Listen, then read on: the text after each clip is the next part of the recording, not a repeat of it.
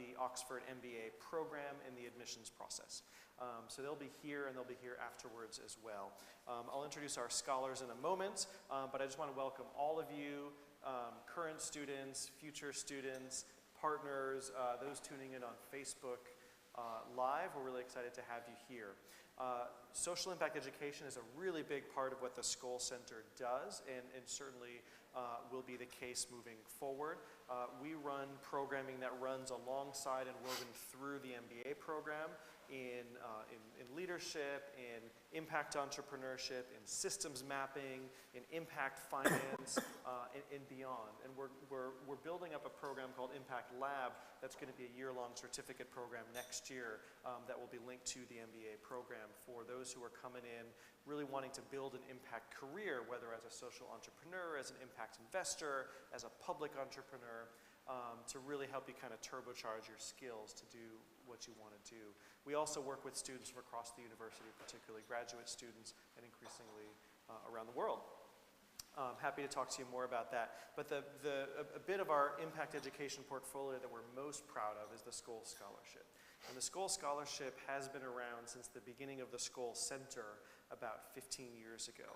And every year, the Skoll Scholarship recognizes 3 to 5 really high potential young social entrepreneurs or change makers who are at a point in their career where an MBA, an impact MBA in Oxford, will really kind of turbocharge their careers. It's a fully funded scholarship, meaning it's a full tuition along with a living stipend as well to really make it possible to do that. And it's a year-long MBA program. So we'll talk more about it and who it's for and how it works, but I want to do that by hearing from our panelists today. So I'm going to step up here and introduce them, and we're going to have a chat for a little bit, and then we'll take questions from the audience and also from our virtual audience on Facebook Live. We promise not to share your information with Cambridge Analytica or the Russians. No offense to any Russians in the audience. Welcome here to our 3 panelists. Sitting to my left is José Miguel, who was a 2014-2015 Skoll Scholar from Costa Rica. When he was 21 years old, he founded something called SEED. He's a lawyer and still works with and runs SEED, which is a law firm that supports impact entrepreneurs and impact ventures in Costa Rica.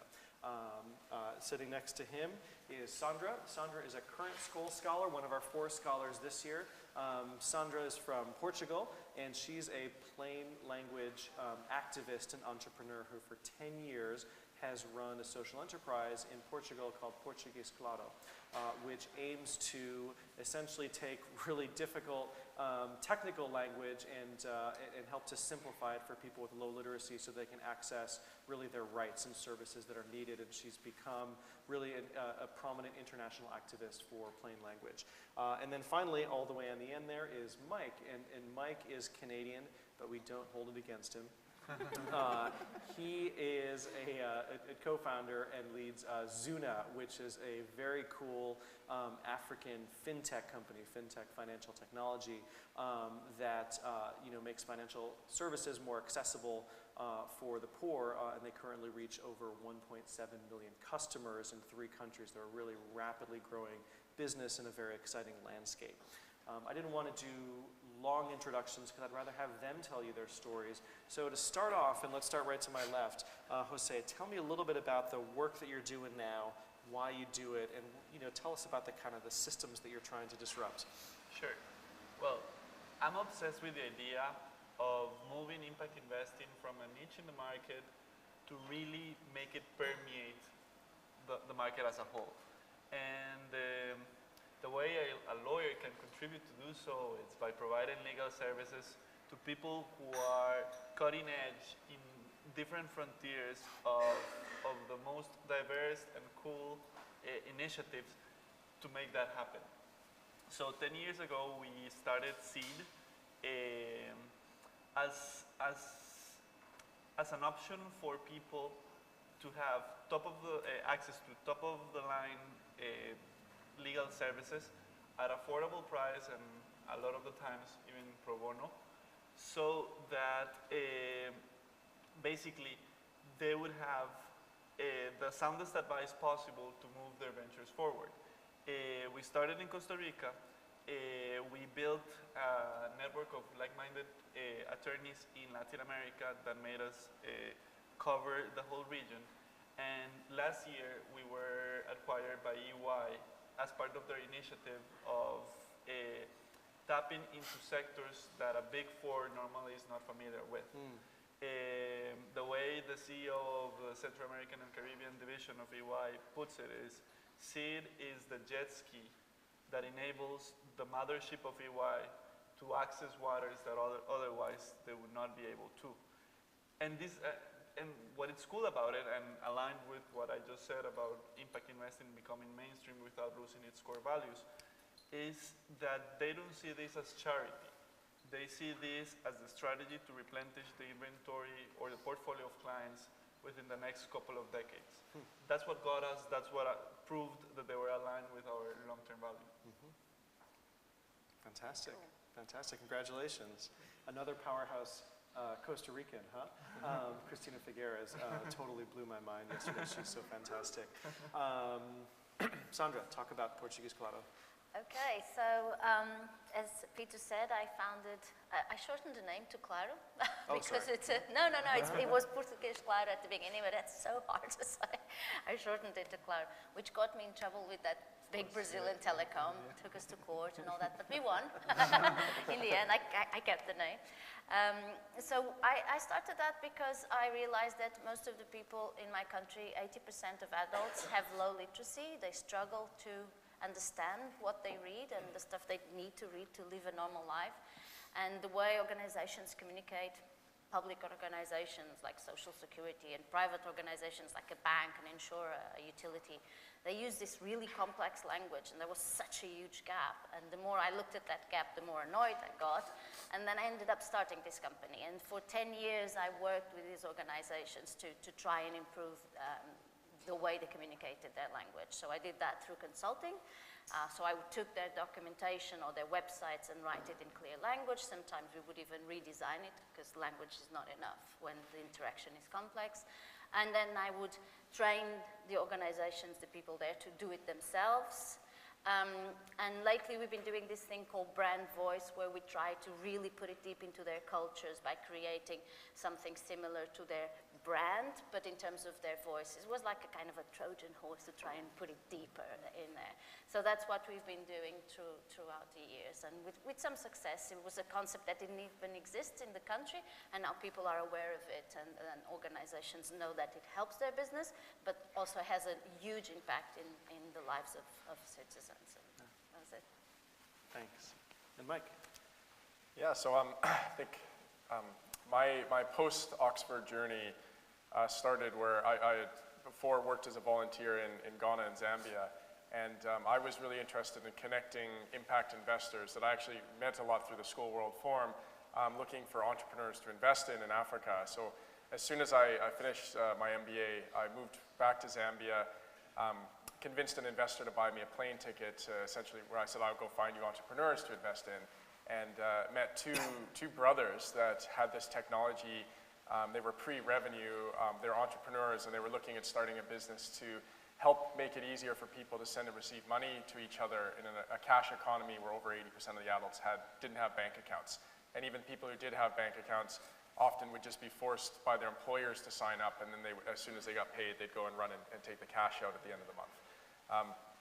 And so I helped get some seed investment to this company, about $200,000, and I immediately realized I wanted to be on the entrepreneur side and not the investor side, and this was like 2009. And then I convinced my parents back in Victoria, who were retired high school teachers, to mortgage their house and lend me $100,000 to invest in the business and become a partner. At the time, it was pretty crazy because we had no customers, no revenue. They just wired it straight to the Zambian bank account, and I said, Mom, I'll promise I'll pay you back one day, which I did over a few years. But and then I got very involved and helped starting to build the business model, and we started off by empowering young potential entrepreneurs. We call them emerging entrepreneurs. So people between 18 and 25 with a bias towards young women, and we would provide them with a kiosk, an account on our mobile platform, so we built all of our technology in-house, and a working capital loan of about $500. And then customers could come to these kiosks that we started setting up around the country in Zambia to send and receive money transfers, very simply without having an account or needing to, to be linked to any bank. They could just see a kiosk and go and say, I need to send money for paying school fees, for health emergencies, for small businesses that need to pay suppliers. And it's a huge need where nobody has a bank account to move money around. And then that started picking up traction and evolving to the point where we then offered a savings product, a way to pay bills, to pay your electricity, and now we're getting into digital credit and kind of evolving into a fully fledged digital bank is the vision of the business. And over the last 9 years, I think we've raised about $30 million, which we're about to more than double in a coming round, and we're now at 2 million active customers. So it's reached quite a bit of scale in Zambia and Malawi, but the broader vision is to improve people's financial health and well-being across Africa, and to unleash entrepreneurs to create jobs through this agent network of really human-powered bank branches, or ATM machines. So both on the consumer side and the distribution side. Yeah. Terrific. What's interesting here, one of the criteria we have for the Skoll Scholarship is that candidates have at least a few years of experience working for change. That could be as a social entrepreneur, but in many other ways as well. You've shown dedication to an issue, and that you've been working in that space trying to make a difference for a couple of years before you come in. So this can be sort of catalytic. What we're hearing here is that experiences were a bit different, right? Jose had started something. He'd already had a social enterprise that he was trying to grow when he came in, and went back and then continued to grow that. Mike ended up starting something new after his MBA year. And Sandra came in having run and grown a very successful social enterprise, but also maybe was looking for a bit of a pivot, and we'll talk more about that. So you can sort of see these different stages. And let's talk about then how you guys got here. So go back to the times a year ago or several years ago when you applied for the Skoll Scholarship. Where were you in your lives, in your careers? What motivated you to do it? So the first time I heard about the Skoll Scholarship was as part of the initial market research related to seed. I heard this guy talking in the Skoll Scholar video, and I picked his accent and said, this guy must be Costa Rican. I Googled him, and he was indeed. He was part of the first cohort. Obviously, I stalked him in Facebook. I realized that we had a few friends in common, including my current boss at the time. And I asked for an introduction, and that's Henry Gonzalez. He was the first cohort of Skoll Scholars, as I said. And the first conversations with him, obviously, he was very clear about the value that the Skoll Scholarship brings to your life, besides obviously financial help that it makes it possible for you to come here. It's the great aspect of becoming part of a community that it's an asset for life, and it's going to be there for you in the good and the bad, and that has proven to be the case. But the first conversations were like, mate, you're not that ready yet. You're too young.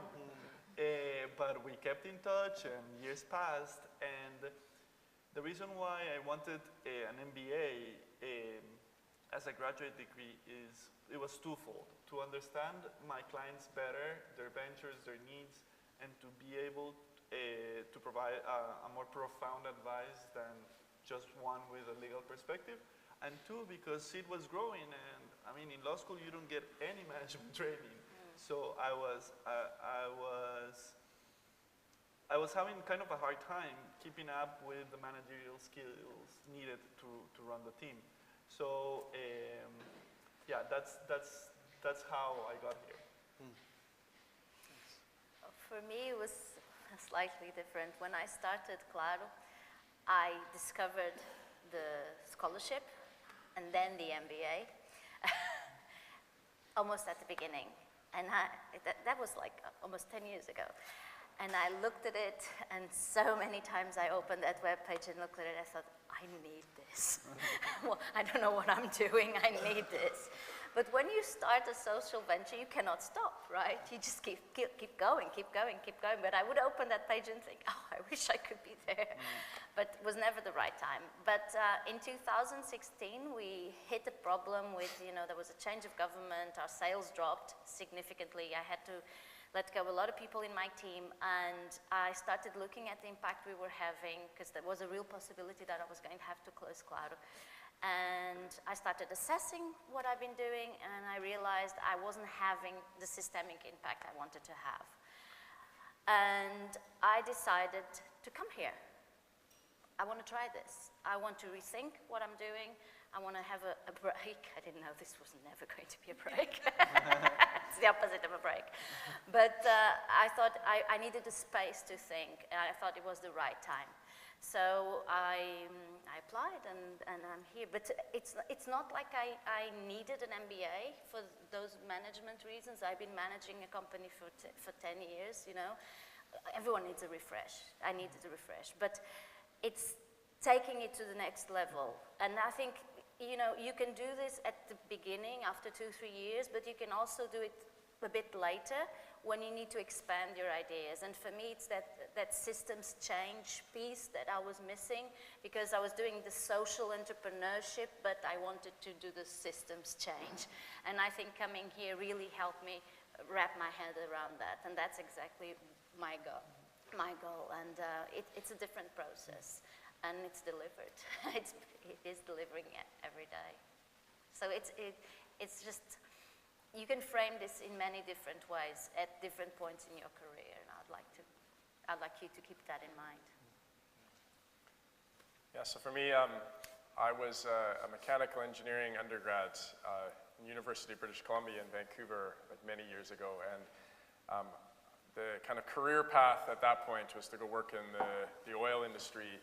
I'm from Calgary, and that was like a lot of where the jobs were, and I wanted to do something quite impactful with my life, and I was trying to figure out what, and I got involved with this volunteer group, which was very new at the time, called Engineers Without Borders, and there was a university chapter and a national conference that was really inspiring about how could you use engineering skills to go do something different in the world and contribute to poverty alleviation and development.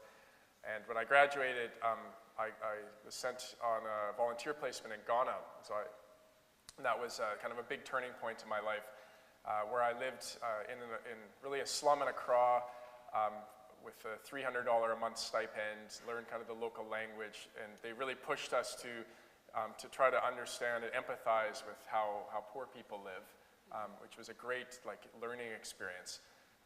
Didn't have a huge amount of impact at the time, but it was the start of a journey of kind of dedicating my life and career to working in Africa. And when I finished, I immediately, it was a one-year placement. As soon as I was done, I signed up for a second one in Zambia, and spent about 18 months riding around in a motorbike with small-scale farmers, helping build little micro-enterprises.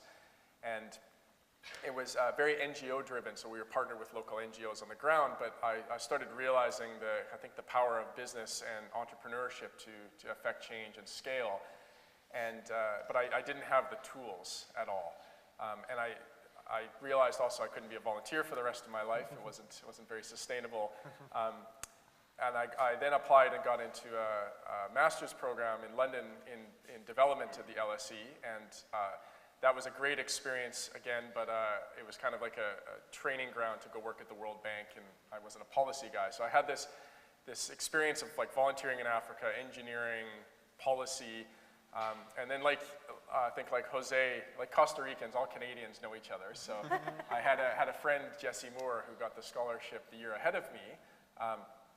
And he was telling me about it, and I came during Skoll Forum to visit him and attended this event and started meeting some of the other scholars, and I think Alex Nichols at the time was the director of the Skoll Centre, and was just inspired by the potential of coming to Oxford and learning to expand my business toolkit and my network.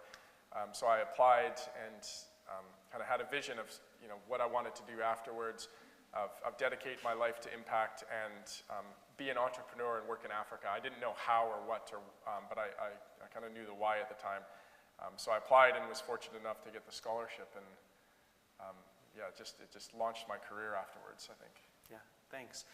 Two bits of information to share. First, the way the Skoll Scholarship works is that you first apply for the Oxford MBA and get your admittance, and then apply for the scholarship. And so the year starts in September every year, and there are 3 admissions cycles every year for the MBA, and in the first 2 you can then apply for the scholarship. Saeed is really committed to welcoming talent from all over the world and from all backgrounds, and to working really hard to try to source talent from places that might not otherwise have the opportunities to make it to a place like Oxford.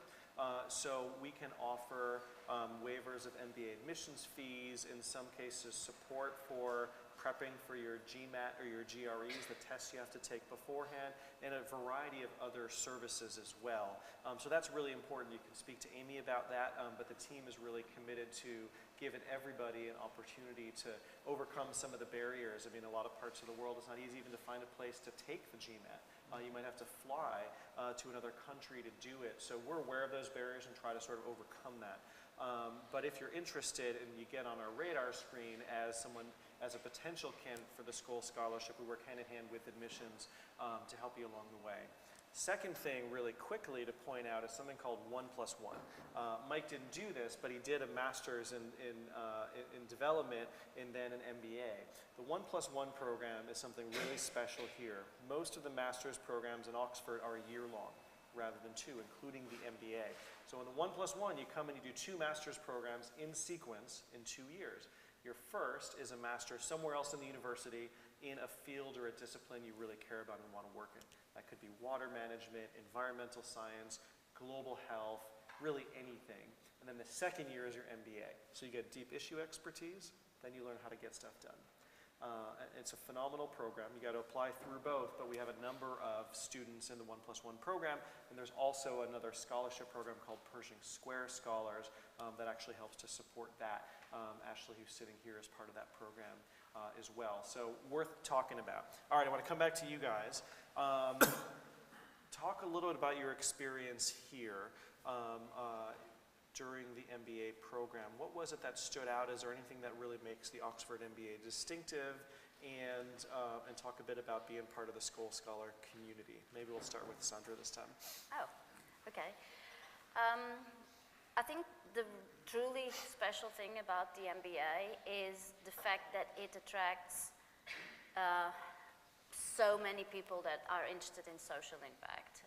I would say that this year about 1/3 of the students are committed to working in this field or have already worked in this field, and that's about 120 people. And the variety of experience that you come across and the conversations that you have and the opportunities that come from that huge group of people, it are just so valuable. I've been learning so much from my very impressive colleagues. And I think that's one of the main points, because this is a truly different MBA. I normally say people, I didn't need an MBA, I needed this MBA. This is the place where you can really explore these issues in depth and be in the middle of this community. I think the lectures are also impressive, we learn a lot, but the community is the most important aspect of being here in Oxford. And being part of the Skoll family, that's just a huge privilege. The support we get from each other, we just had a session at the summit. I met for the first time some of the previous cohorts, and we had a session where we talked about our current projects, and it was so comfortable to be with this group of people that immediately understand what you're about, and you can talk about your ideas, and they get trashed, and you feel great. Because you trust them. Right? You trust me so hard. But I learned so much in just like half an hour, because we all share the same values. We come from different places, we are going in different directions, but we have a very common core, and that's unique. Yeah, Thanks. You mentioned the summit. Tell us what that is. Oh, so the summit is this annual reunion of scholars. So the program's been happening for 15 years. So there's 15 cohorts of scholars. And once a year, we get together and we spend 2 days together talking about what we're doing, learning about each other, welcoming the new group. It's a beautiful experience, and it's part of one of the many things that you have access to when you become a Skoll Scholar. One of the many. Yeah. And we do it every year now during Skoll Week, and so it's a chance to come together around the forum and to come back every year as well. José? Oh, it's hard to add after such a comprehensive answer and such a good one. But I would like to point out two different things, one related to the MBA and one related to the Skoll Scholar community. One that really shocked me is how important is collaboration during your year here. The grading system at Oxford, after 800 years of history, obviously had reached a point where the experts would be awarded not in detriment of helping others. So having the pleasure of not only obviously having the lecturer in front of you, but literally 80 people per section willing to support you in their areas of expertise is priceless. And that's an asset that remains even after the program. Like if I have a question in marketing, if I have a question in finance or in accounting, normally I reach out to my MBA friends. So I feel that that's also very distinctive about the program. So it's not only the like-minded people. In my case, it was a smaller cohort, but it was roughly half of the people that somehow were related or interested in the impact investing space.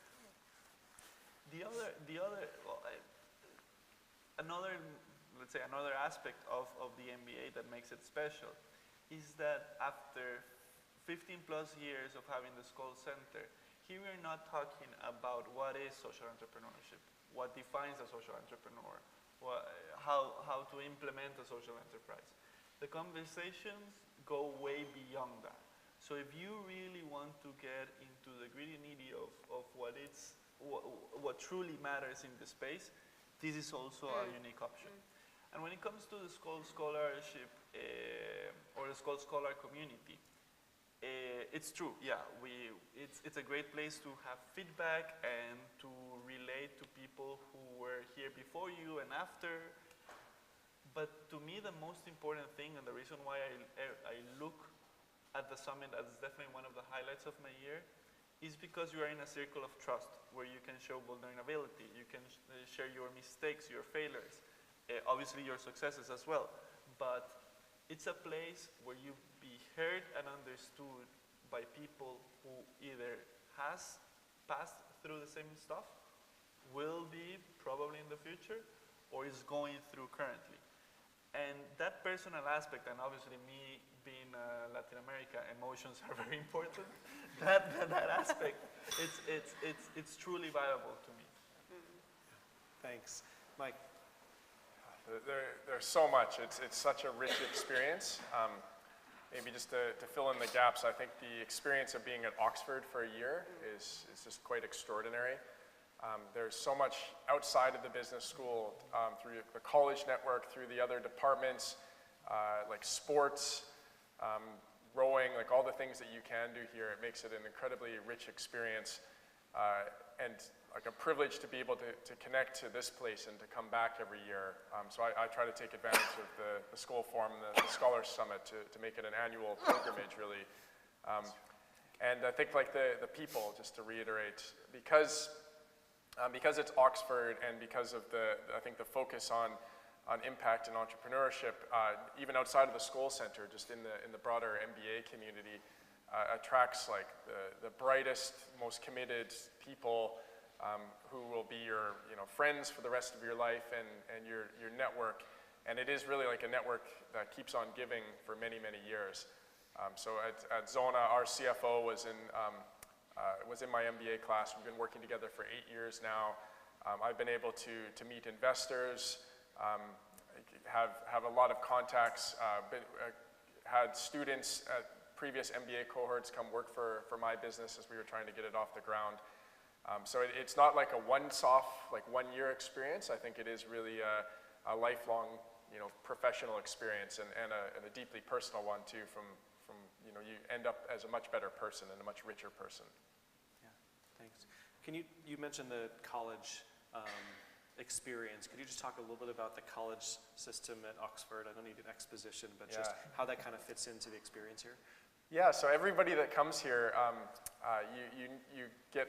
you need to also apply to a college that you can live in one of the colleges. So all these sometimes 800-year-old colleges with the old dining halls, where everybody's seen Harry Potter, all the Harry Potters were filmed. It's quite a unique experience, and they have balls and formal dinners, and you wear white bow ties to to eat your dinner with a bunch of college students. Sometimes it's not something that that I certainly expected coming in, but there's events like intellectual events and debates and art groups, but also like the sporting groups that you can link up to as well. And there's so much to do. That's actually the hardest part of I think being at Oxford is choosing what you're going to focus on, because it's a very short period of time in a year, and but it is really there's an experience for everybody. So you can come here and kind of choose your own adventure of what you want to do with your spare time. Yeah, thanks. University of Oxford's a funny place, right? Because it's sort of a federation of these 36 independently owned and operating colleges that kind of, all work together. And so when you come, you wear two hats. One is the Saïd Business School, and one is a college. Walter Isaacson, who's the outgoing president of the Aspen Institute, wrote a book called The Innovators a couple of years ago, which is about the history of innovation in computer sciences, from Ada Lovelace to kind of Steve Jobs. And I asked him sort of what's at the heart of what drives innovation, where does it come from? And what he said was getting a bunch of people with different skill sets into the same room to solve a problem. And here, that's the dining halls in the colleges, right? Because you're in the business school by day, but in your college, people are from everywhere. And so you sit down, and I love going to lunches and things because you're sitting next to a poet and a political scientist and a philosopher and a mathematician.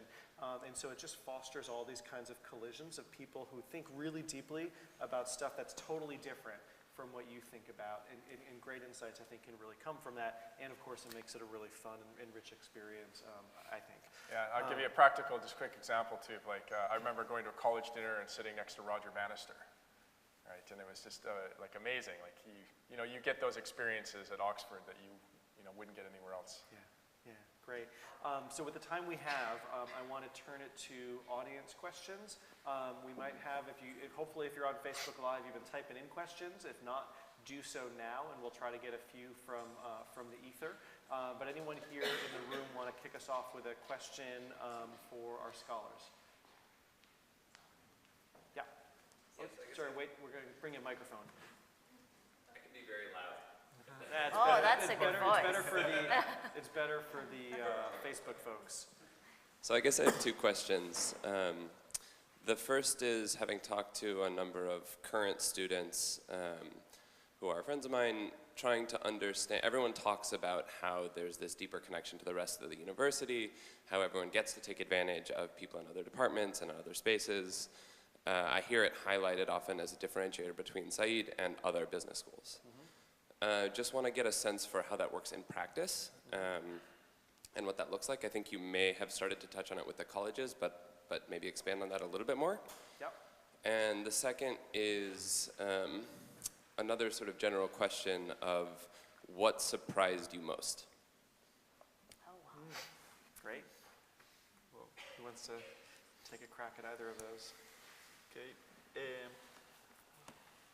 So we already mentioned a bit about the college system and how it works, and that's truly how you start having deeper connections and becoming friends with people from very different areas. But we also need to take into consideration something. What Peter mentioned as an example with the 1+1. So Oxford is full of experts in a lot of different areas. However, more and more, the business school has positioned itself as a go-to entity within the university where people can learn to get things done. So there are, well, at least in my year, and I'm aware that it has been the case ever since, there were several initiatives to open the business school to the university. So for us MBA students back then, helped us not only getting to know incredible people, but also being involved in their projects in very different areas. So college system is one example, but also the business school as an asset for the university and how it sits within the broader community of Oxford, it's another one. Yeah, I would add to that there are, for instance, collaborations doing Map the System. Aaron can talk a bit about that. He did a Map the System project with students from another school. That happens. During the entrepreneurship project, it's also common that you will have other students even bring in projects and create a team around them, and then a group of MBAs will join. And then there's other informal collaborations. We have the OBNs, which are called the Oxford Business Networks, and then through that we connect to entrepreneurship, social impact. There are events with the Blavatnik School of Government. There are plenty of collaborations. Yeah. Once you graduate, you have the MBA from Said, but you've come from Oxford. You've got an Oxford degree. So I think, in my experience, certainly it was like learning all the resources and connections that were available to me, because it's such a short period of time in the year to go really deep. They're open if you want to, but afterwards, it's much easier to link up to different departments and different people from Oxford. It's a good, strong connection to this place. And of course, there's the Foundry, right? This place, which is sort of business. It's business school curated programming, but it's for the entire university. And so we've got students from all over who are here. So it's a really nice kind of melting pot there as well. What about the second question about what's something that surprised you? So I can start with that. Like the history, there's so much history here that constantly surprised me. But I think in terms of the MBA experience, I think what really surprised me was, I knew I was going to learn a lot from the academic experience, but how that became like a really quite small portion of the overall experience. And it was hard to see at the time because you're writing tests and learning finance and marketing and all these things. And that was one of the primary reasons I wanted to come to do the MBA, is to learn a business toolkit. But 10 years out, to realize that was 10% of the value that I got from this place, and I think that surprised me. Yeah, I would say something similar. My surprise is how this feels like you're a bit at the center of the social impact universe in a way that might sound a bit strange, but you're here and things come to you. People come and talk to you. Just 2 weeks ago, Paul Paulson from Unilever came and talked to us for an hour. So Tim from Apple came and talked to us. Can't remember his surname, so I'll call him Tim. Tim Cook. You're just everybody knows Tim. Yeah, me and Tim. We were hanging out here at the Foundry. Yeah. Just bad memory. But, there's so many talks, so many events. You don't even have to move if you don't want to. Of course, if you move, there's so much more happening around the university. Your day doesn't have enough hours. But it does feel like a magnet attracting all these speakers, all these events. And I knew there would be some of that. I didn't know there would be so much of that. So every week, I have 5 or 6 things on my diary, plus the lectures and all that. And it's just wonderful. Yeah, it's FOMO city around here. Yeah, it's painful. Anything you want to add? You good? Yeah. So, just to complement on this, I feel one of the greatest surprises I had when I started the program is that, given the interaction and experience that I had with other social enterprise centers in business schools, I thought that the momentum around impact investing and social entrepreneurship was mainly going to be focused in the Skoll Scholars. I was totally wrong. as I said, half of my cohort was somehow related to the space, and the amount of talent that you have as part of the program, it's incredible. So getting to know that the momentum around the fields that you are interested at goes way beyond the 4 or 5 Skoll Scholar Fellows that you have that year was amazing. And then again, as cheesy as it sounds, the people. You are here only for a year. If you think in overall terms, it's quite a short period of time. But even so, you are able to connect with them deeply, and they become family. I remember when I met Sandra and Aaron last September, I was here visiting the university for something else, and I ran into them. And that was our introduction. And even though we knew, I mean, we were barely getting to know each other, like we already felt a connection, and I felt that I was welcoming new people to our family. Thanks. We have time for probably one more question. Yep. Wait for the mic. Thanks. Morning. Hi. Thank you very much for sharing your experiences. I guess my question, picking up on Mike's point, if I may, when you said you did not know the who, how, or what, but you did know what the why was for you to do the MBA. So I guess my question would be, did your why change in a way? Were you more clear about why you did that, and then your plans post the MBA? That's a good question. Like, yes and no. So I think when I came in, I did not know what I wanted to do after, but I knew, like I committed to this lifelong journey of impact, and I knew I wanted to be an entrepreneur, and I wanted to do something in Africa. Like that was kind of my box, but that's like a big box and trying to figure out like how I could take those ingredients and create something at the end.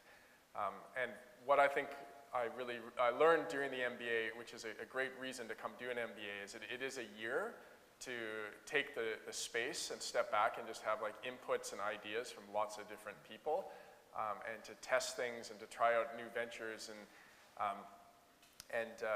So by the time I finished the MBA, I had this hypothesis that if I can move back to Africa and connect investors and entrepreneurs.